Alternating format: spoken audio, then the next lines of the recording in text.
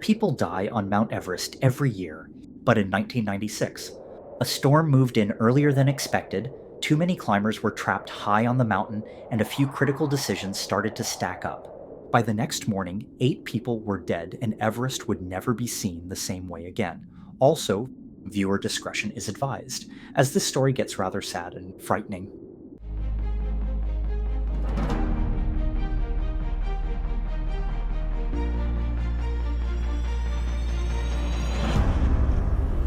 For a lot of people, climbing Mount Everest isn't really about the mountain itself, it's about what it represents.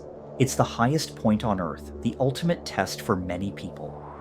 Everest is the ultimate mountaineering dream, pushing people to their limits for a chance to conquer something massive and dangerous.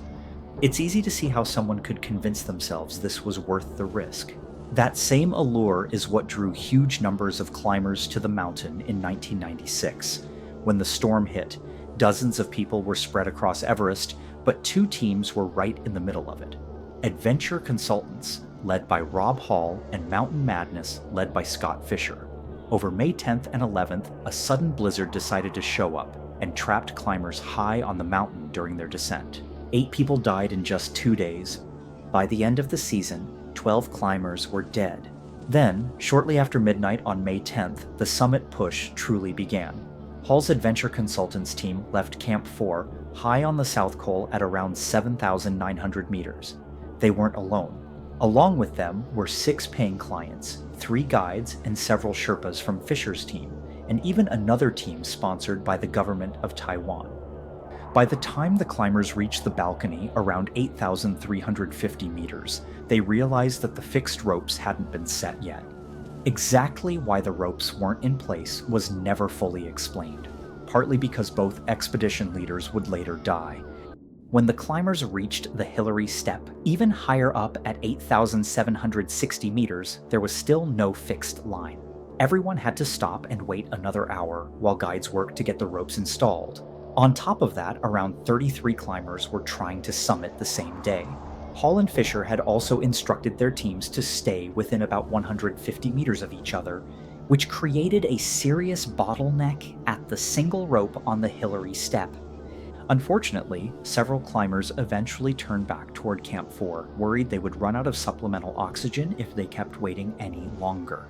Climbing without any supplemental oxygen, Mountain Madness guide Anatoly Bukriv was the first person to reach the summit. He topped out at 8,848 meters, just over 29,000 feet, at 1:07 in the afternoon.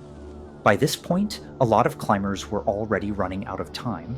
The general rule on Everest is that 2 p.m. is the last safe turnaround point. That's if you want any real chance of getting back to Camp 4 before nightfall, and many people still haven't reached the top yet. There were Sherpas stationed at different levels, handling critical jobs that kept both expeditions running. The Sherpas were critical to keeping both expeditions moving, but their roles were spread out across the mountain. Most climbing Sherpas were expected to work up to Camp 3 or Camp 4, not all the way to the summit. Only a small number were chosen to go higher, which was standard practice, when things started going wrong and there simply weren't enough Sherpas where they were needed most. One of the most experienced Sherpas on the mountain, Appa Sherpa, had originally been scheduled to climb with Hall's team, but he withdrew before the expedition due to family commitments. Fisher's Mountain Madness team relied on a small group of high-altitude Sherpas. One of them, Ngawang Topche, ran into serious trouble earlier in the season after developing high-altitude pulmonary edema while carrying loads above base camp. He was hospitalized and wasn't present during the summit attempt on May 10th. His condition never fully improved, and he later died in June of 1996. Another key decision happened even earlier that I should mention. While still at base camp, Pete Schoening decided he wouldn't attempt the summit. The rest of the Mountain Madness team began moving up on May 6th. They skipped Camp 1 entirely and went straight to Camp 2, where they stayed for 2 nights to acclimatize. But not everyone could continue. One climber began suffering from altitude sickness and possibly high-altitude cerebral edema and had to stop at Camp 1. Fisher actually came back down from Camp 2 to escort him all the way back to base camp so he could get treatment. When it came to the clients themselves, experience was pretty limited. Aside from Yasuko Namba, none of the clients on Hall's team had ever summited an 8,000-meter peak before, and only a few had any prior high-altitude experience in the Himalayas at all. At the time, none of this seemed unusual, but high on Everest, experience isn't optional. It's what keeps people alive when plans fall apart. At the same time, there was media attention tied directly to the expedition. Hall had worked out a deal with Outside Magazine, trading advertising space for a story about the growing popularity of commercial climbs on Everest. John Krakauer was originally supposed to climb with Fisher's team, but Hall managed to bring him over. Hall agreed to cut the cost of Krakauer's spot on the expedition to less than what it actually cost to run. Bukreev started heading back down at around 2:30 p.m. Before leaving, he spent close to an hour and a half at or near the summit, helping other climbers finish their ascent. By then, Hall, Krakauer, Andy Harris, Neil Beitelman, Namba, along with 2 Mountain Madness clients, had all reached the summit. The remaining clients arrived shortly after. Krakauer later wrote that around this time, the weather no longer looked friendly. By about 3 p.m., snow started falling and the light began to fade. Fisher didn't reach the summit until around 3:45 p.m. By then, he was clearly in bad shape, completely exhausted and showing signs of serious altitude illness. At the top, Hall's Sirdar Ang Dorje Sherpa, along with other climbing Sherpas, waited for the clients to finish summiting. Around 3 p.m., they finally started heading down. As Dorje descended, he ran into Hansen just above Hillary's step and told him he needed to turn around and go down. Hansen didn't say anything, he just shook his head and pointed upward toward the summit. When Hall arrived, the Sherpas offered to take Hansen the rest of the way up, but Hall made a different call.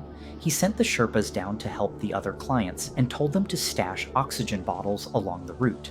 Hall said he would stay behind with Hansen, who by then had completely run out of supplemental oxygen. As the afternoon wore on, the weather kept getting worse, and it started creating serious problems for anyone still coming down. A full-blown blizzard hit the southwest face of Everest, cutting visibility to almost nothing. Fisher, with help from Lopsang Jangbu Sherpa, struggled to get down in those conditions. He wasn't able to descend below the balcony. At some point, Makalu Gao also became unable to continue.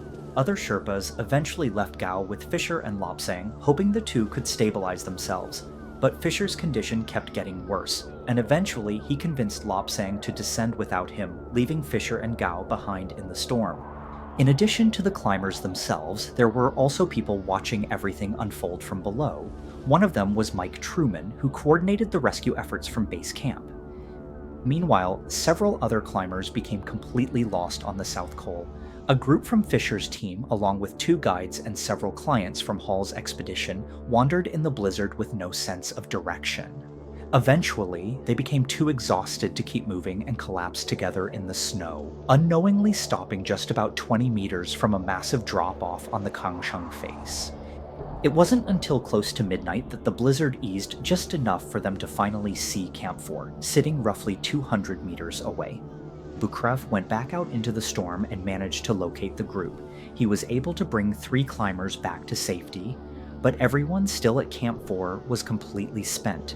No one had the strength left to go back out again to reach Namba or Beck Weathers. Earlier that same night, in the early hours of May 11th, at 4:43 a.m., Hall radioed base camp and said he was stuck on the south summit at about 8,749 meters. Later that afternoon, he made another radio call, this time asking base camp to patch him through to his pregnant wife, Jan Arnold, using the satellite phone. During that final conversation, the 2 of them talked quietly and chose a name for their unborn child. Not long after that call ended, Hall froze to death in his sleep. Later that day, something almost unbelievable happened. Weathers regained consciousness. Against all expectations, he stood up and walked, alone, back to Camp 4, completely shocking everyone who saw him arrive. Over the next couple of days, he was slowly guided down to Camp 2 and eventually evacuated by helicopter. He survived, but the cost was enormous. Weathers lost his nose, his right hand, half of his right forearm, and all the fingers on his left hand to severe frostbite. On May 11th, climbing Sherpas managed to locate Fisher and Gao. By that point, Fisher's condition had deteriorated so badly that there was nothing they could do to save him. In total, 4 members of Hall's adventure consultants expedition died, including Hall himself. Fisher was the only fatality from the Mountain Madness team, and in addition to the commercial expeditions, 3 officers from the Indo-Tibetan Border Police also lost their lives. In the aftermath, Krakauer suggested that the widespread use of bottled oxygen and commercial guiding had allowed climbers without sufficient experience to attempt the summit. Years later, in May of 2004, researchers Kent Moore and John L. Semple told New Scientist magazine that the storm may have caused atmospheric oxygen levels on Everest to drop by an additional 6%. Following the disaster, a very intense debate continued over the use and non-use of supplemental oxygen. And beyond oxygen, investigators also identified serious equipment and communication issues. Radios failed, protocols broke down, and in at least one case, Fisher's Sirdar did not even have a company-issued radio on summit day. Alright, thank you to anyone who was able to watch to the end. I hope you like and subscribe to the channel to see more content like this.